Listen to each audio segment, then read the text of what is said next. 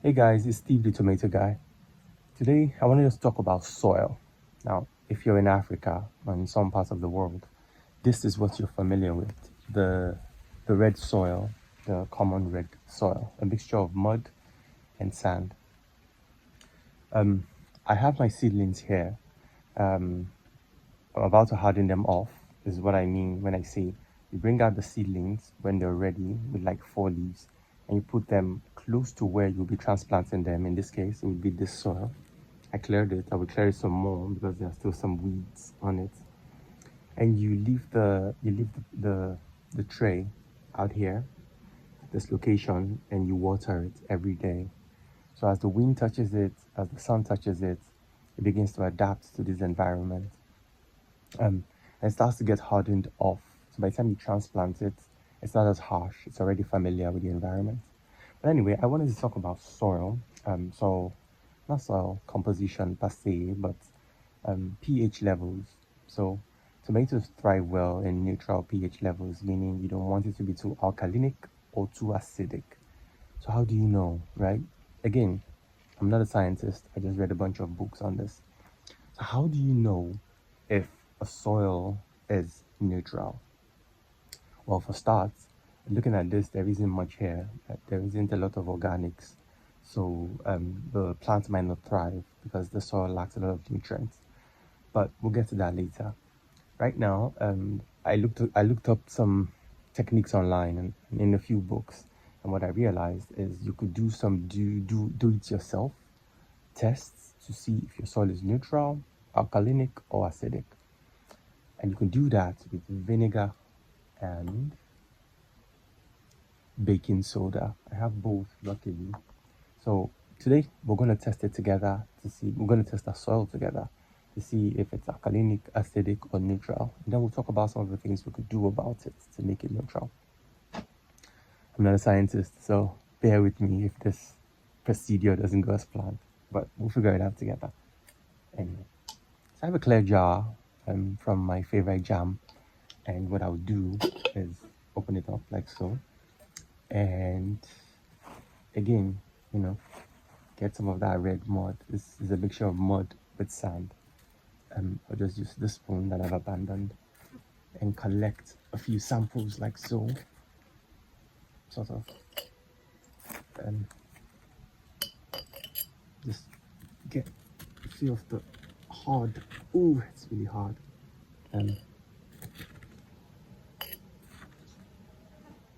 Okay, let's say about yay quantity, and I will add a bit of water. Normally you're supposed to use distilled water, but I think that's like water from evaporation that's collected. I don't know. I don't have distilled water. This is what I have, so we'll work with this. Just pour it in like so, and then you mix your composition to make it into some sort of a muddy solution.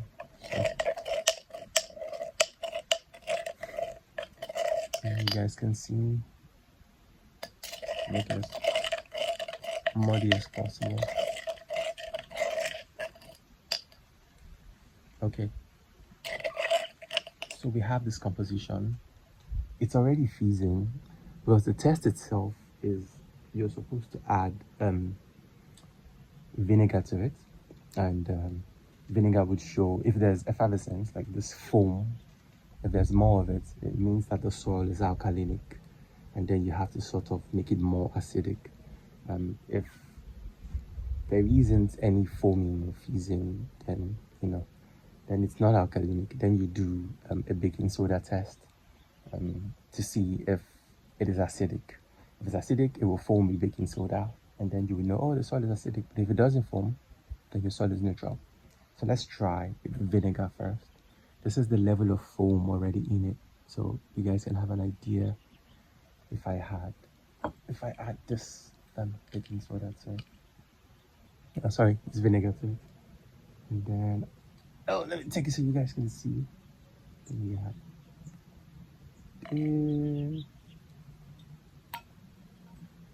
oh my, we don't have that much, and I spilled it already. It's sad. Anyway, then I do like a little mixture to see. And I don't know about you guys, if you guys can see, but nothing really changed.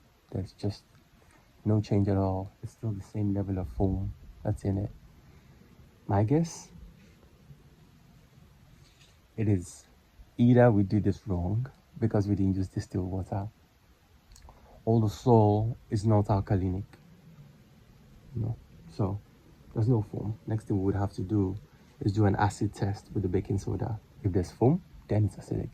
If there isn't, then it means the soil is neutral and it's good to go for planting.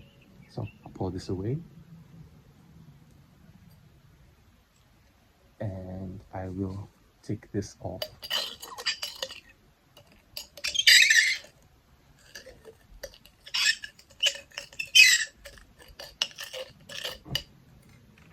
Rinse it out.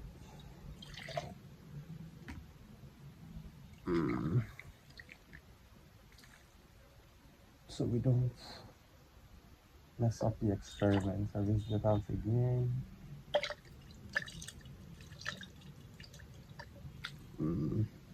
Okay, so it's cleaned out.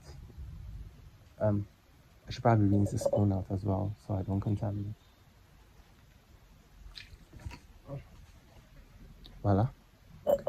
Now we'll try again. Again, we'll get some of the hard mud. Just sort of pour like so. And then we add our water again.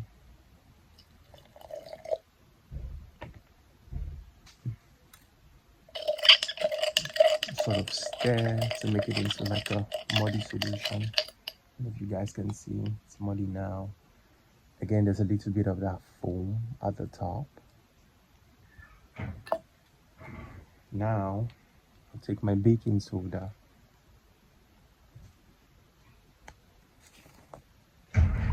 and I'll get some in my palm like so.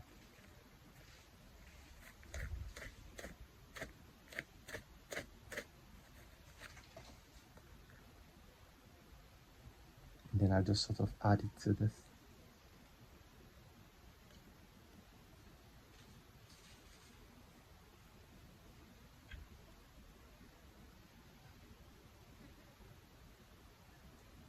And then we observe.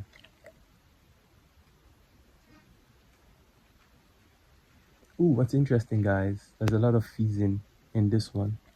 Not a lot, but it's foaming. It's really foaming. So what this means is that with the baking soda test, it shows that this soil is acidic. And so when the soil is acidic, you want to add lime to make it neutral. So yeah. And if a soil is too neutral, you want to add sulfur to make it acidic. That's what I read anyways. So this soil is slightly acidic. What I normally do, in this case, I don't have money for chemicals or things like that. But what I normally do, well, I didn't even think this would work, you guys. Last time I did the baking soda test, there was no foam. So I figured it probably doesn't work. It's probably some bad things I learned from the internet. But seeing the foam now makes me happy. Now I know I can do an acid soil test. We did it together, you guys. Anyway, yeah. So we know this red mud is slightly acidic. I would have thought it would be alkalinic with all the salt and all the things in the clay. Anyway, so now that we know that our soil is slightly acidic, we still want to make a neutral. What I normally do is, as the soil is, this surface, I don't till it, I don't dig it, I don't try to do anything extraordinary on it. I just begin to add browns and greens. Let me explain. So I get